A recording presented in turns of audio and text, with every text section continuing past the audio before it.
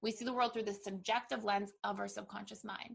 And so it's really important for people to ask themselves, not just what unmet needs did I have in childhood, what pain, but also what suffering, what painful events did I go through, and what stories did I tell about myself or other people because of them? And how are those things impacting me? Is this making me a better person, or is this helping me push people away or sabotage relationships? And we have to take inventory of that as a first step.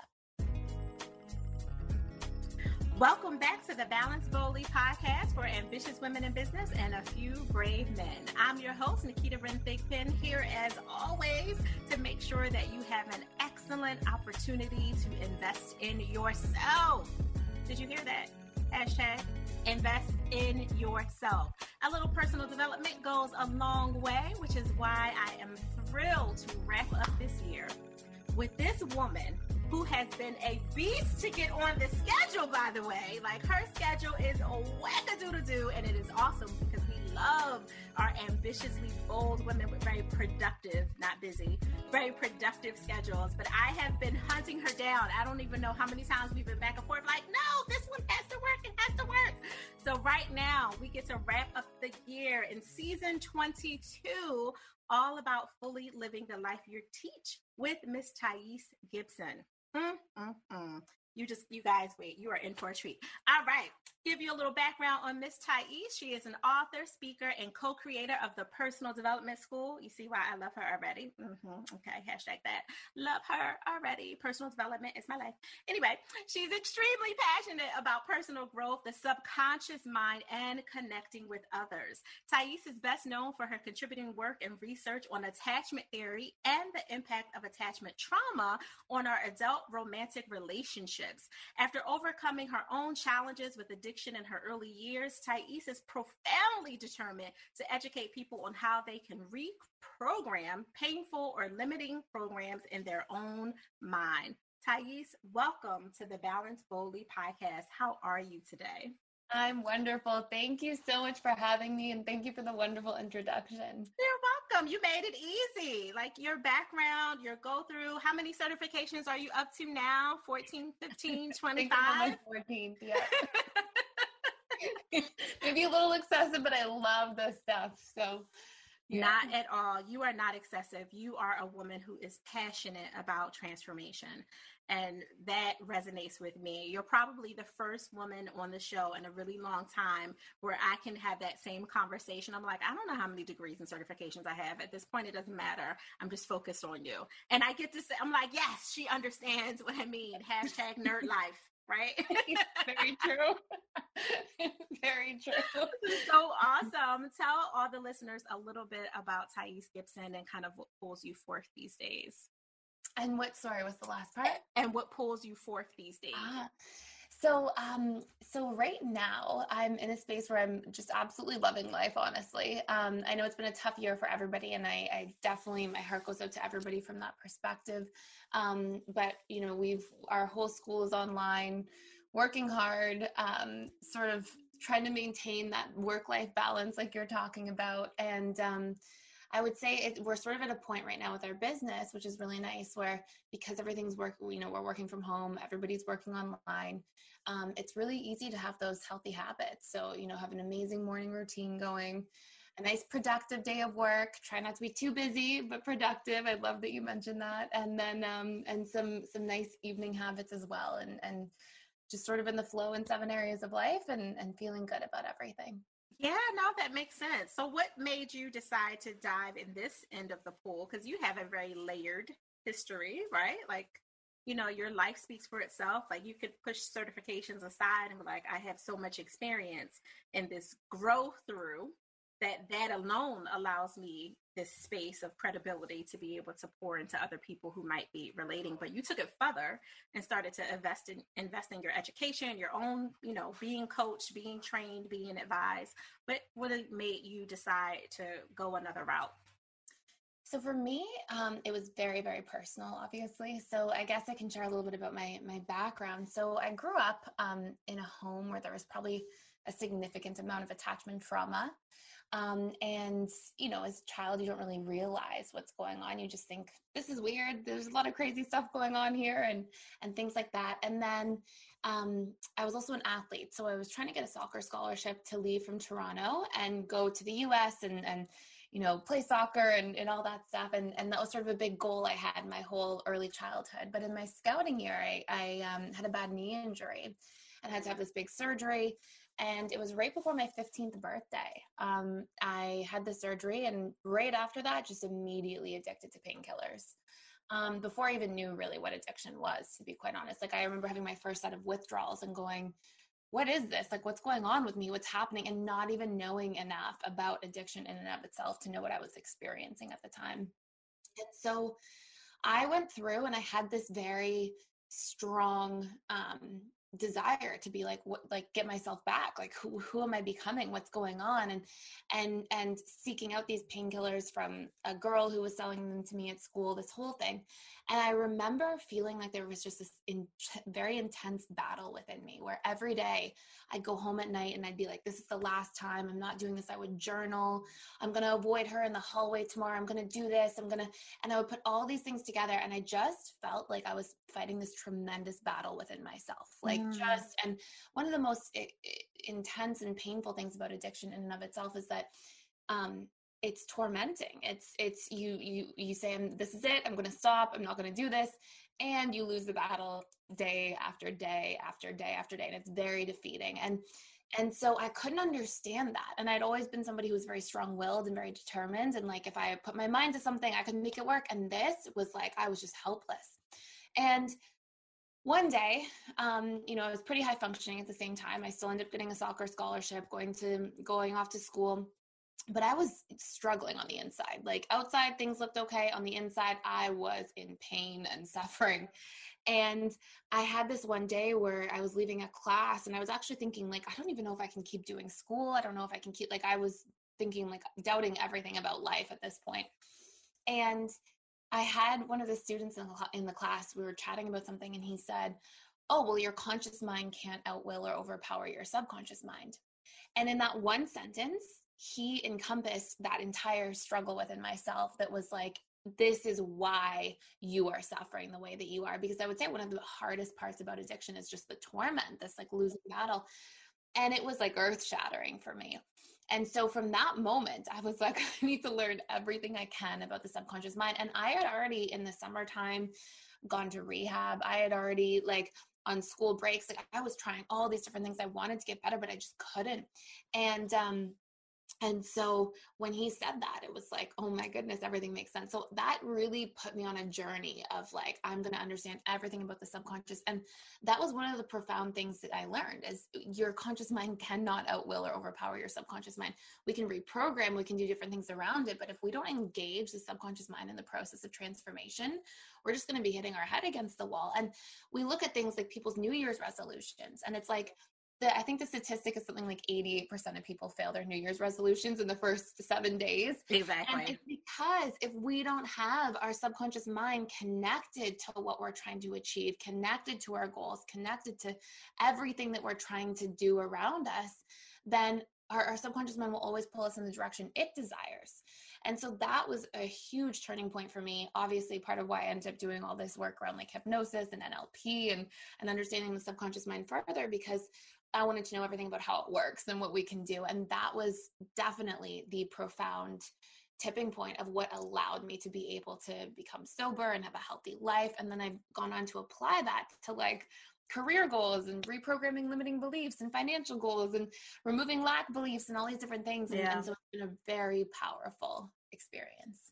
Yeah, no, I appreciate so much about you sharing not just like the high level of the story, but the reality that you were someone who really wanted better, because we all have a myth, or many of us have a myth that, anyone dealing with any kind of addiction, regardless of food, sex, love, whatever it is, relationships, that you don't want to get better, that you're addicted to the drama of it all. And there are some people who that is their addiction, is that attention that they're getting from whatever those circumstances are, whatever that confusion is created. But that's not every addict who's dealing with it. Like my personal addiction was stress.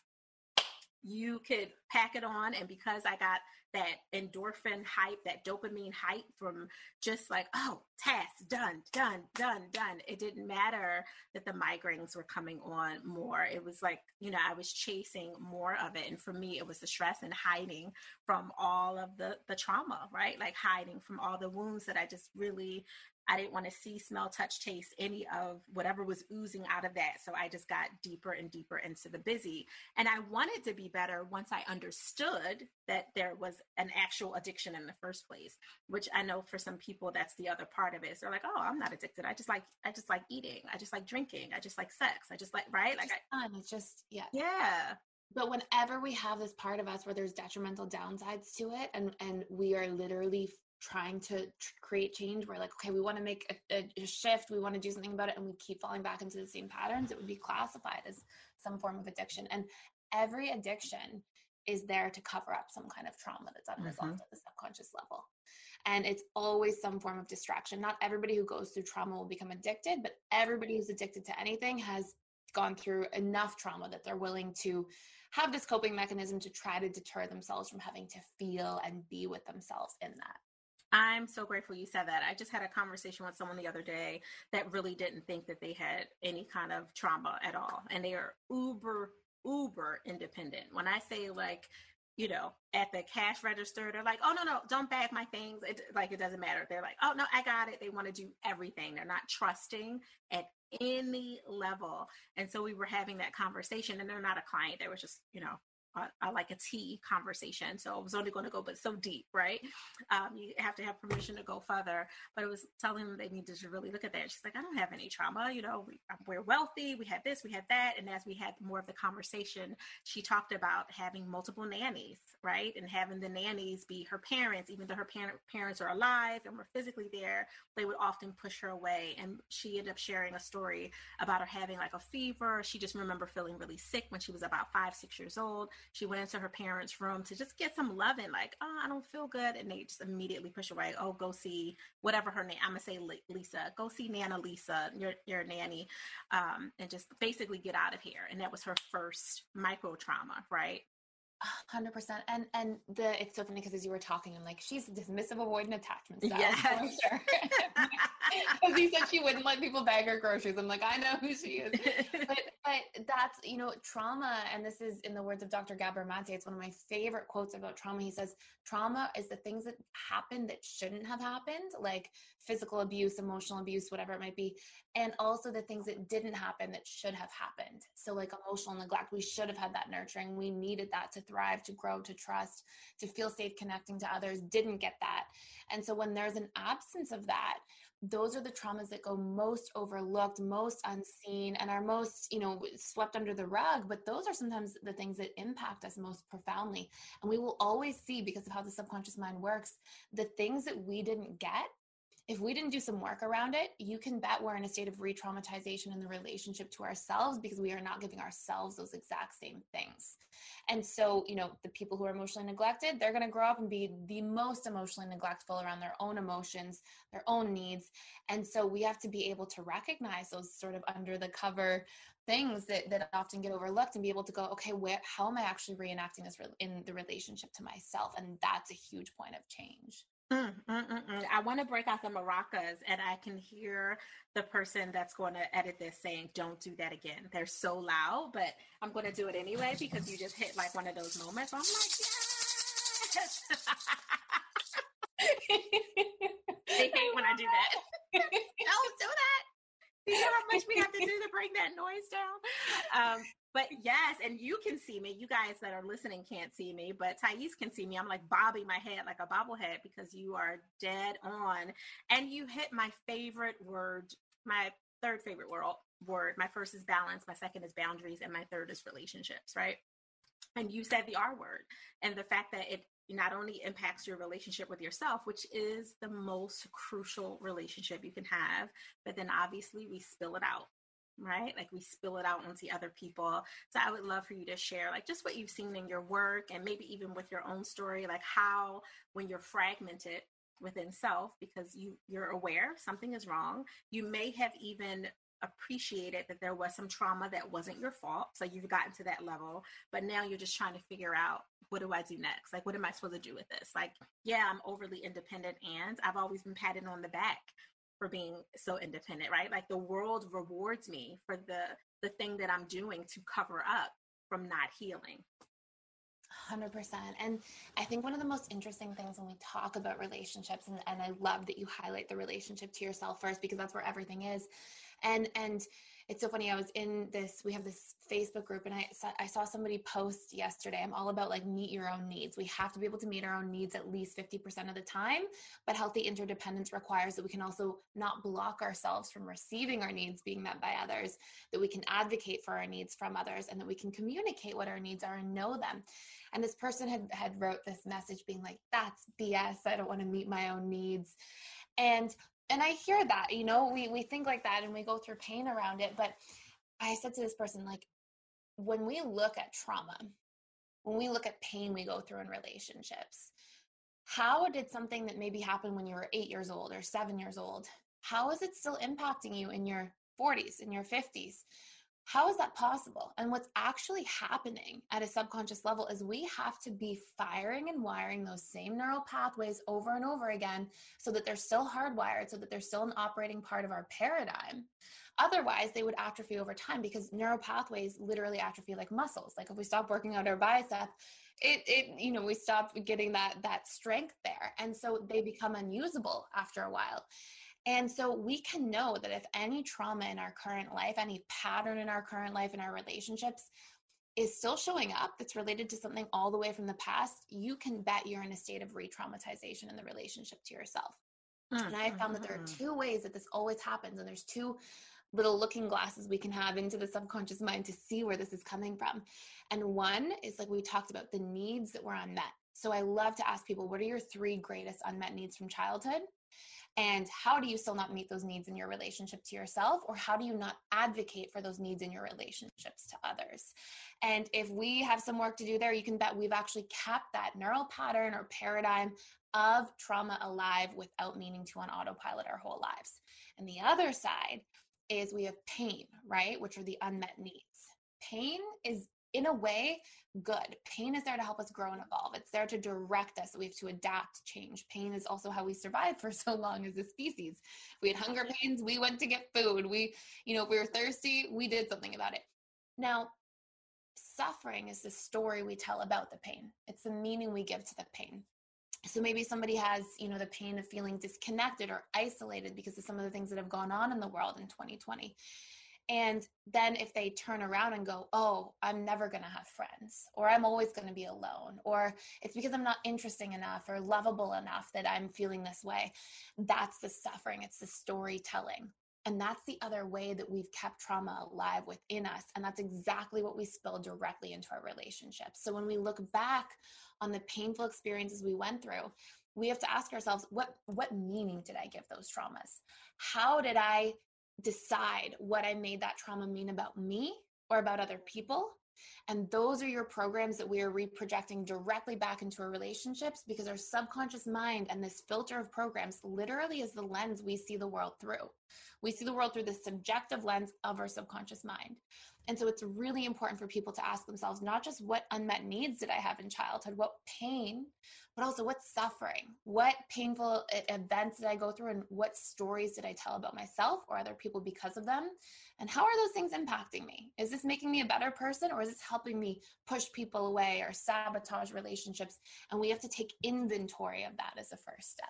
Yeah. And I to your point, that was tremendously helpful, by the way, for everyone that's listening, because you answered some of the questions that we get over and over and over again about, like, what is reprogramming? Why does it have to happen? Because we understand that you have to reprogram before you can really upload any new software, right? Like, that's why a lot of people don't vibe with, to use that word, they don't vibe with like the affirmations and the positive talk and right? Like we hear that all the time, like that crap doesn't work. Like, it does, but we got to get to the hardware problems first so we can really rewire that and then do the reprogramming to upload the new software. It's kind of like to simplify a 3-step process, even though you and I both know it's a little bit more intricate than that, right? Yeah. And I would say too, this is something that's really important. And I push this message everywhere because it's so valuable for people. Affirmations, the reason people hit a roadblock with affirmations is because there's a part of affirmations that are really challenging to actually imprint the subconscious mind. The conscious mind speaks language, speaks literally linguistically. Like you and I are here speaking English. The subconscious mind does not really speak English or whatever language is native to us. The subconscious mind literally speaks through emotion and imagery.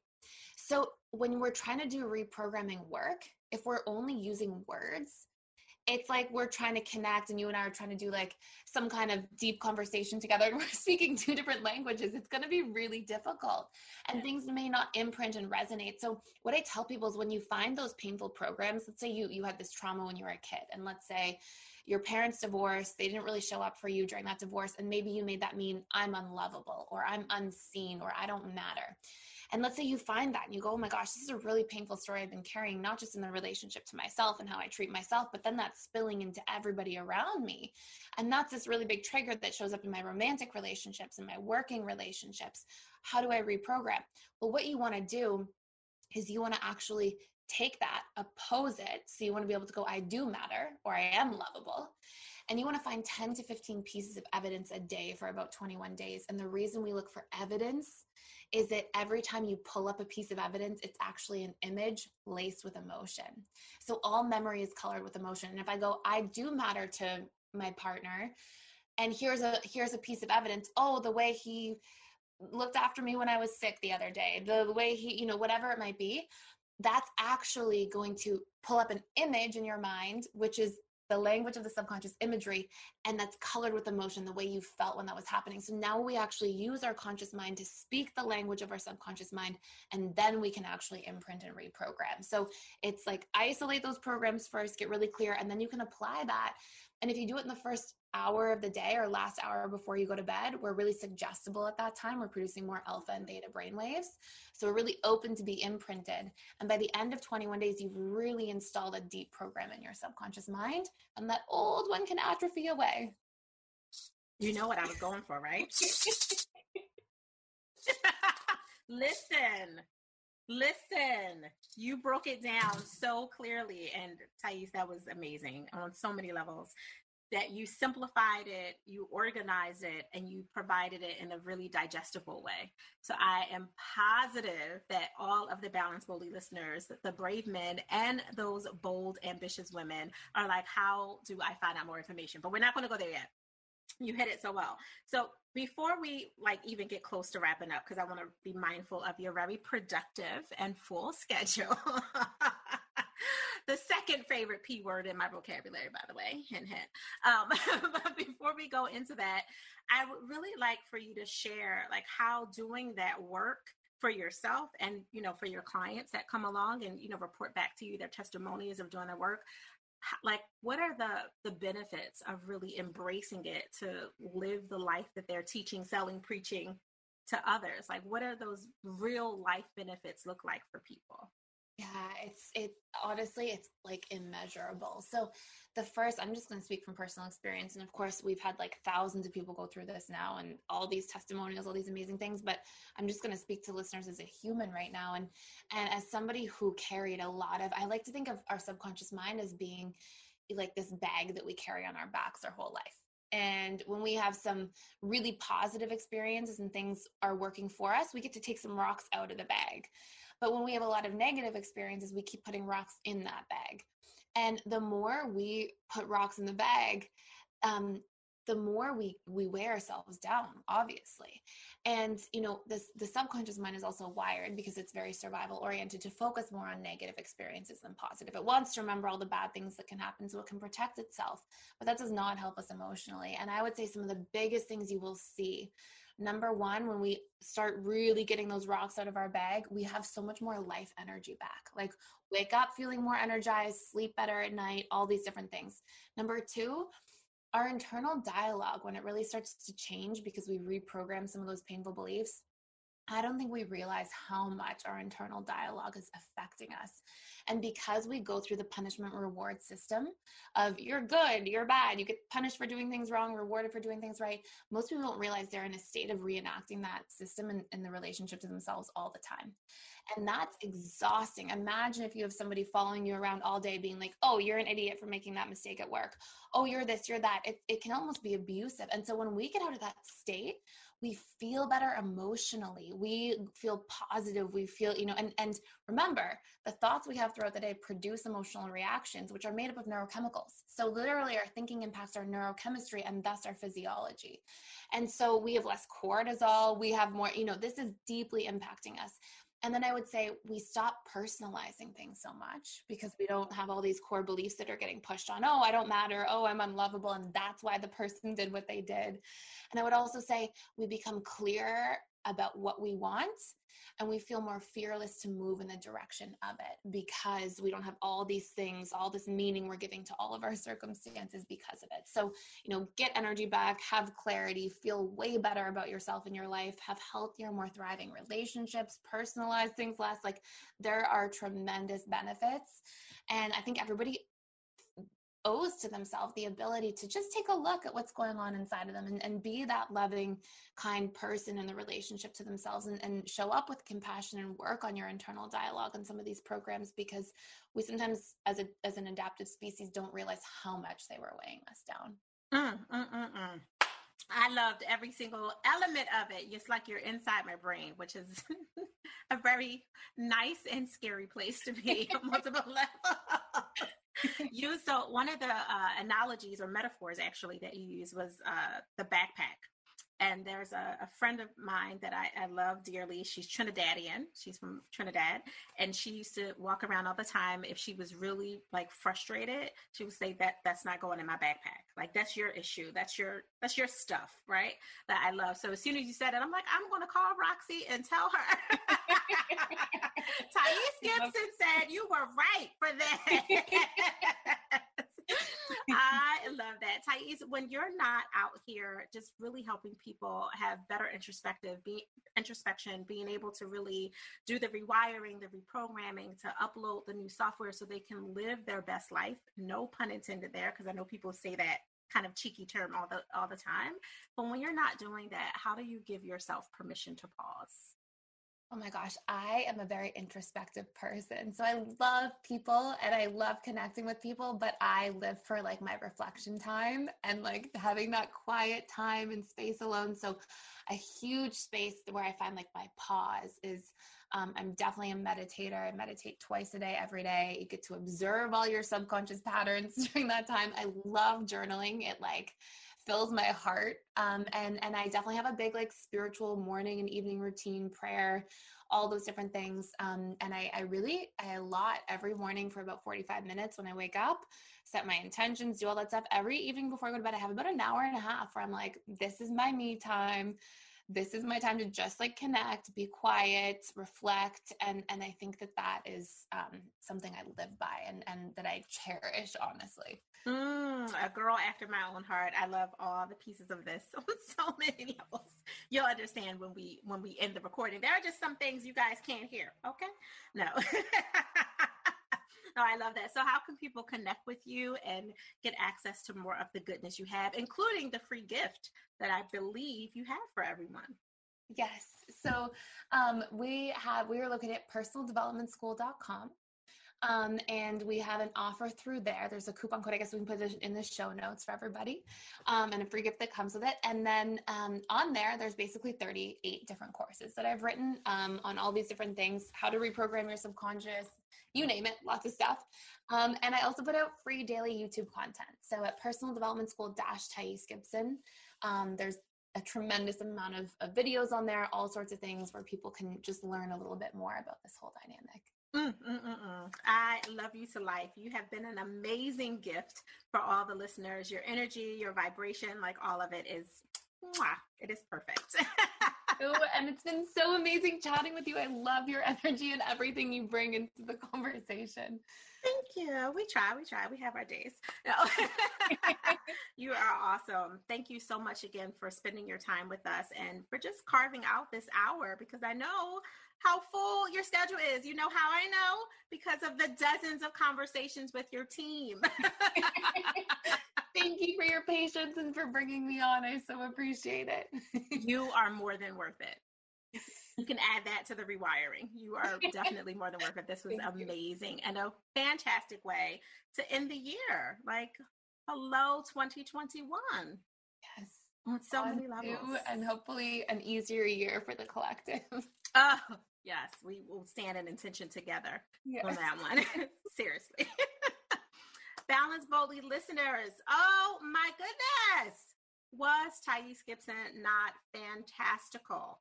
Hashtag that. You know, I love making up hashtags because inside of me somewhere, there's a Generation Z person just like waiting to get out. So my daughter and my son would probably say I'm trying to steal their life spirit. I'm